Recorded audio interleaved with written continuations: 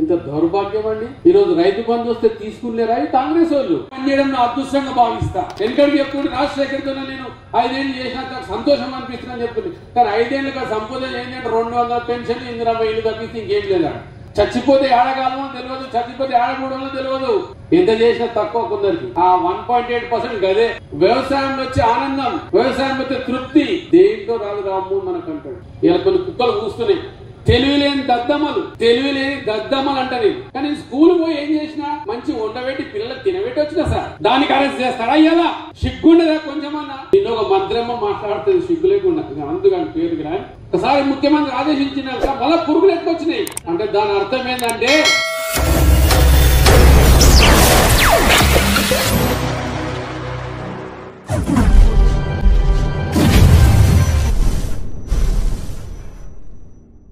తెలంగాణ సాధించి 10 ఏళ్ల లోపట్నే తెలంగాణని భారతదేశంలో నంబర్ 1 స్థానంలో నిలబెట్టిన వ్యక్తి మన కేసీఆర్ సార్.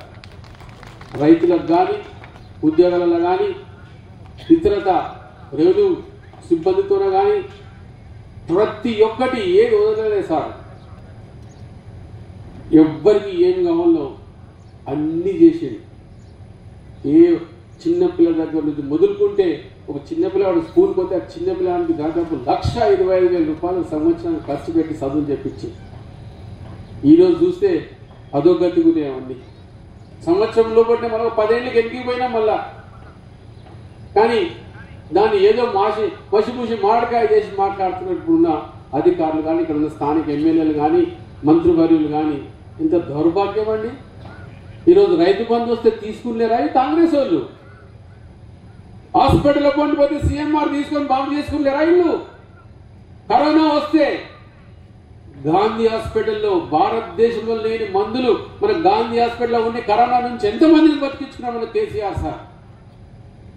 అది మర్చిపోయింది సార్. ఇవన్నీ తాత్కాలికంగా ఇప్పుడు ఎవడొచ్చి ఒక జేబులో పనిచేయడం నా అదృష్టంగా భావిస్తా.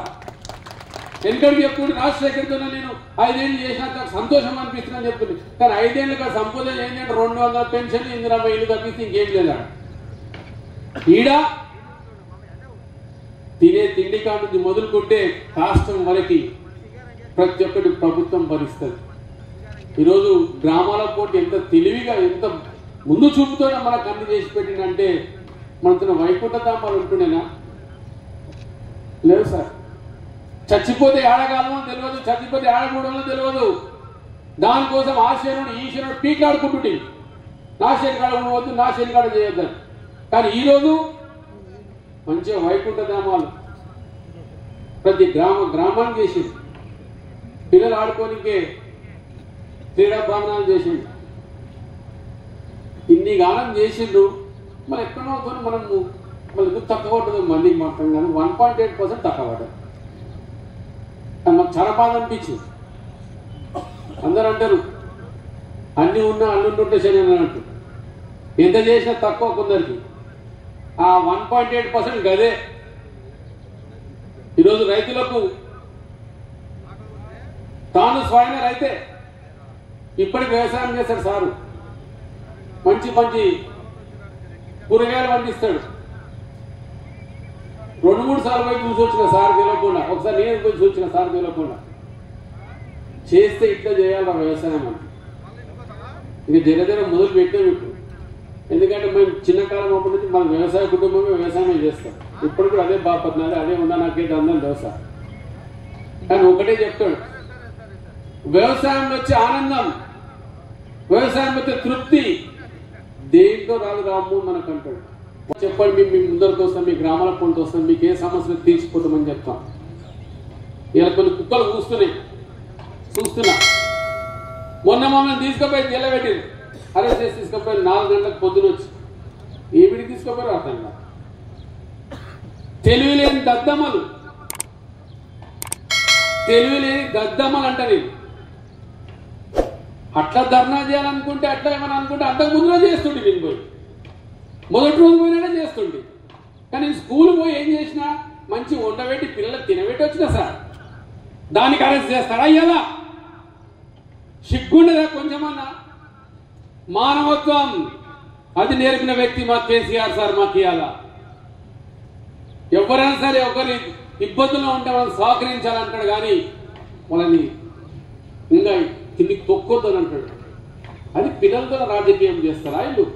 నిన్న ఒక మంత్రమ్మ మాట్లాడుతుంది సిగ్గు లేకుండా, అందుకని పేరు కానీ దాంట్లో అంట మేమేదో విషపూరితంగా చేసినామంట. ఎవరైనా తిండిలో విషపూరితం చేస్తారా? మంత్రులు మాట్లాడతారు. ఒకసారి ముఖ్యమంత్రి ఆదేశించినాక కూడా మలెట్లు వచ్చినాయి పురుగులు.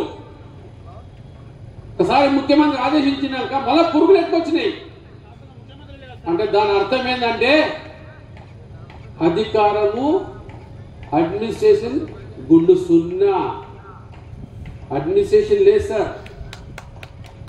అదే కేసీఆర్ సారు 10 జిల్లాలను కాస్త 33 జిల్లాలు చేసిన ఘనత మన ముఖ్యమంత్రి గారి అడ్మినిస్ట్రేషన్. పంచాయతీ తీరువే అంటే శతకాలే. రాజశేఖరుడు శతకాలే చేయలే. మేము పోయి ఒక్కోసారి అడిగినాం, సార్ గిట్ట మనకు ఉందంటే తప్పకుండా చేద్దాం రామ్మోహన్, టైం వేయండి నాకు అన్నాడు. చేసి ఈ రోజు ఎంత హాయిగా ఉన్నారంటే ఎవరు గ్రామ పంచాయతీ వాళ్ళకు ఏ కొట్టాడల్లో తగాదల్లో ఉంది. అలాంటి దూరపు ఆలోచన వ్యక్తి మనకు కేసీఆర్ సార్. కూడా గౌరవించి ఆయన పెట్టిపోయిన స్కీమ్లను గౌరవించి ఆ స్కీమ్ను నడిపించిన వ్యక్తి మన కేసీఆర్ సార్. అది కేసీఆర్ అంటే. సరే ఇప్పుడున్న ముఖ్యమంత్రి గారి సంగతి మీకు తెలిసిందే. ఆయన ఎక్కడ చేపలు పడతాడో, ఎక్కడ నీళ్ళు పోస్తాడో, ఎక్కడ ఏం చేస్తాడో తెలియదు. ఎందుకంటే ఆయన చిన్నప్పుడు చూసిన వ్యక్తి కూడా ఎట్లా బతికిండు, ఏ విధంగా పైకి వచ్చాడు. కానీ అదృష్టం కొద్ది ముఖ్యమంత్రి అయ్యిండు. అది 1.8%. ఎంత? 1.8%. అది అంతకుమించి ఏమీ లేదు సార్ అక్కడ. దానికి మనం భయపడాల్సిన అవసరం లేదు. Like, share, subscribe.